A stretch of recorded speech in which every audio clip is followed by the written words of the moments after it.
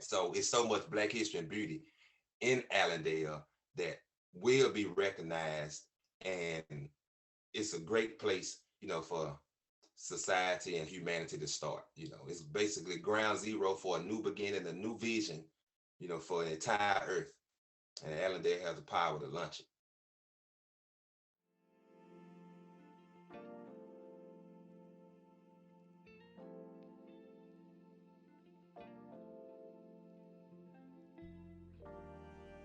Hey, how you doing today? Thank you for coming on, Mr. Poetic X.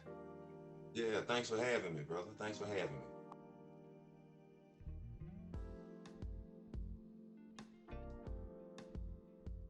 Fun memory be with my grandmother.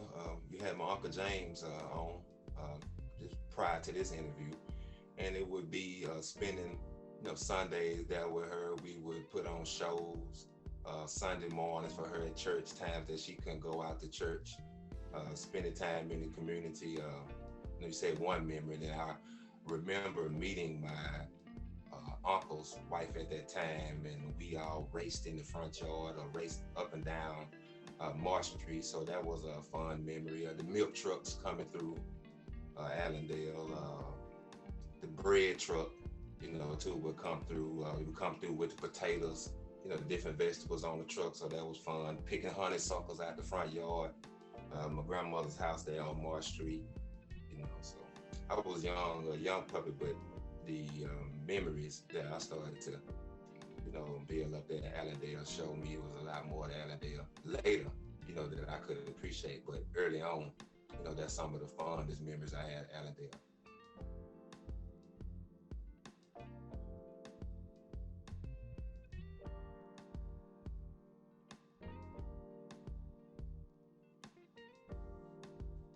Well, Allendale it's a lot more to be known about Allendale than society knows, than many city officials know. Different persons in leadership positions that's there to so-called preserve the history or document the history. But it's I went to Allendale to the park years ago, Swepco Park, and I was with my son, and it was during the winter solstice, and then I noticed the sun uh, it shined in a manner which his reflection, I mean, his shadow was longer than normal, and I had already been going into the land, and at that particular day, I decided to go back as far as 6 o'clock from the 12 o'clock position or in the north, and where I stood at right there in the park in the mountain, which I call Morocco.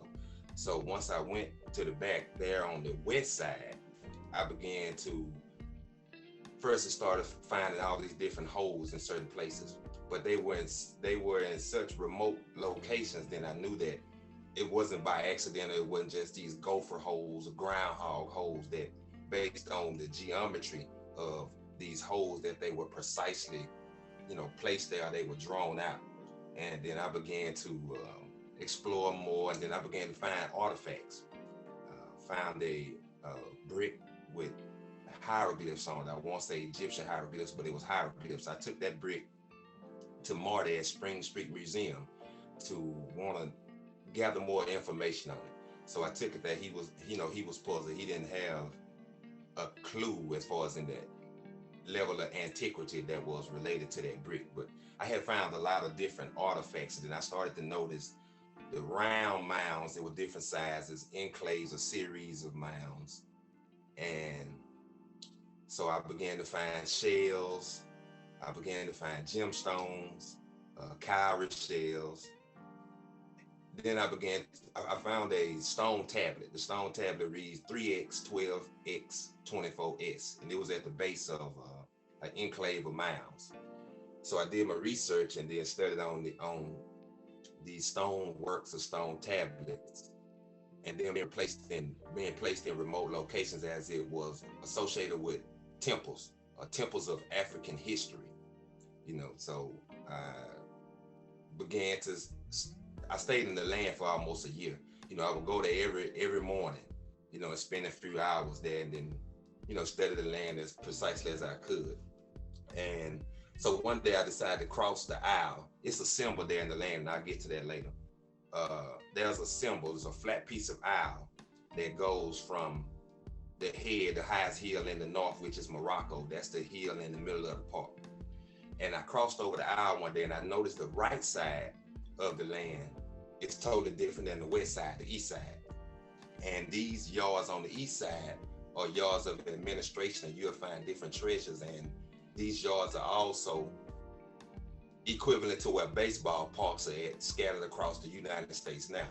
So I became intrigued about the information, but also more dedicated and wanted to release the information at a time where I knew it was of importance to get this information to society, because a lot of the propaganda in the news, the violence, the poverty, the racism, I knew at that point it had all been implemented, but it had been based on miseducation, and person wasn't aware of their whereabouts. So I began to just document more, and want person to understand right now that Allendale is definitely an area of antiquity.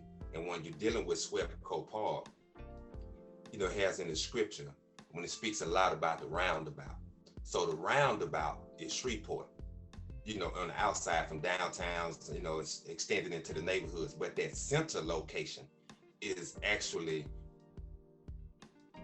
Shreveport's history. It's right there in the center. And this symbol is also scattered around states, countries, continents. And this is the way that we can, find Black history. But to know that where I come up at all that time playing, because I would go to the park and it would be a lady years ago, she would be in the window by Swepco Park, and she had a barrel and she would have a fire in the window. And when my cousins would want to go to the park, I hated going to the park at that time because I couldn't stand going by that lady. She looked very spooky and going to the park. And it took a lot of encouraging and motivating me by my bigger cousins to get me to go to that park, because I had to pass this lady's house.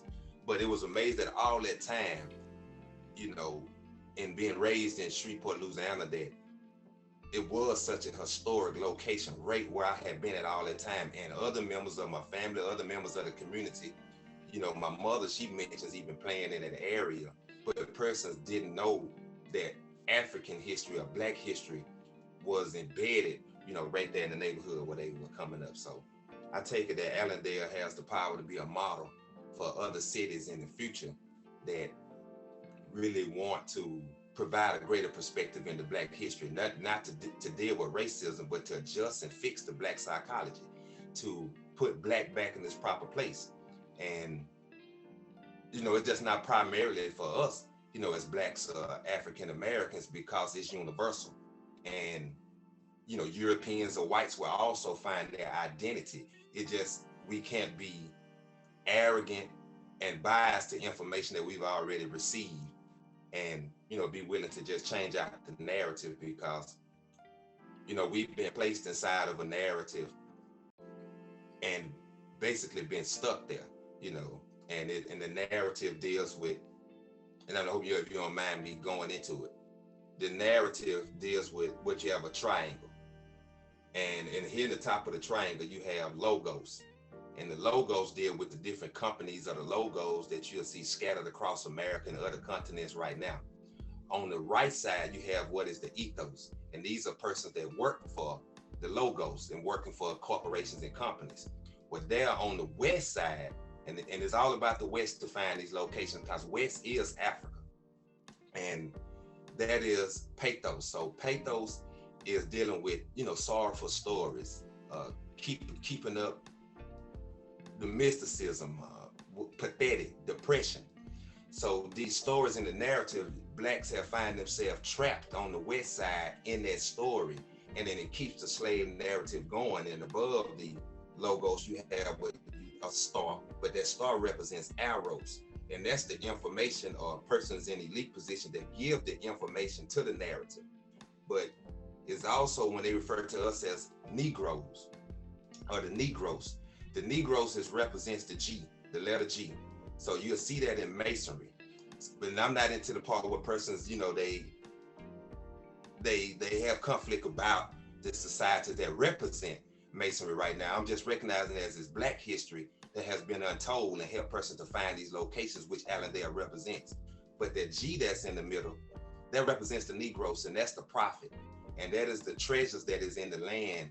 And we are to preserve all that comes out of Congress, or Congress. So that means to preserve all that comes out of the earth. So Congress plays that position to retain those prophets, Profits, and Prophetess, prophets.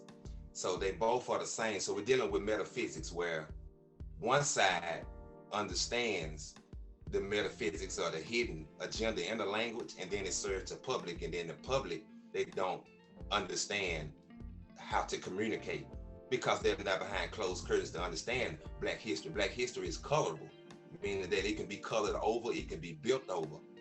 Then persons often don't see the value or the beauty that was there underneath before it was changed out. So it's so much Black history and beauty in Allendale that will be recognized, and it's a great place, for society and humanity to start. It's basically ground zero for a new beginning, a new vision, for the entire earth. And Allendale has the power to launch it.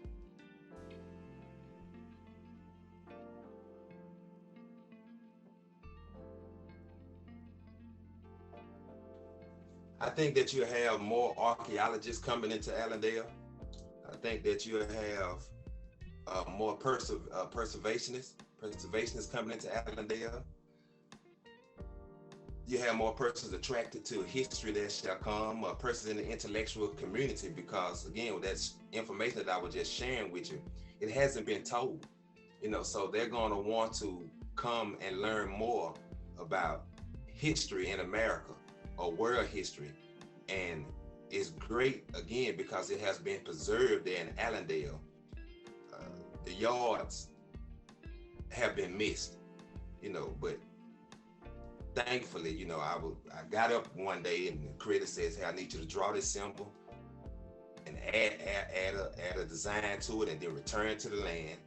And then there you'll find these different treasures. So you're going to have more persons truly attracted to Allendale. And I like to see, an entrepreneur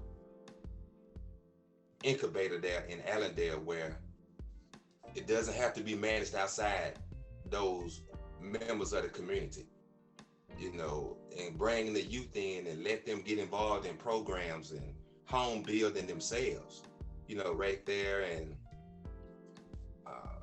you have business ventures where, the youth can get involved. And once they complete maybe, 30, a certain amount of hours of work, but whatever they worked on, they can own it. So if you have young girls that working in cosmetology, or get, leaders in the city, build an area or use one of the areas that's already there, because there's so much adjudicated property or empty property in Allendale. It's already a gold mine. And build establishments where they can come in and then they can work. And then after these hours are documented, that they can own these particular businesses themselves, and then they become acquainted with each other. It becomes almost a Black Wall Street within the neighborhood. Eventually focus on, building the value and wealth of Allendale and the historic value. A museum would be nice. I like to see a lighthouse there in the park, in Swepco Park, or restore the playground equipment there.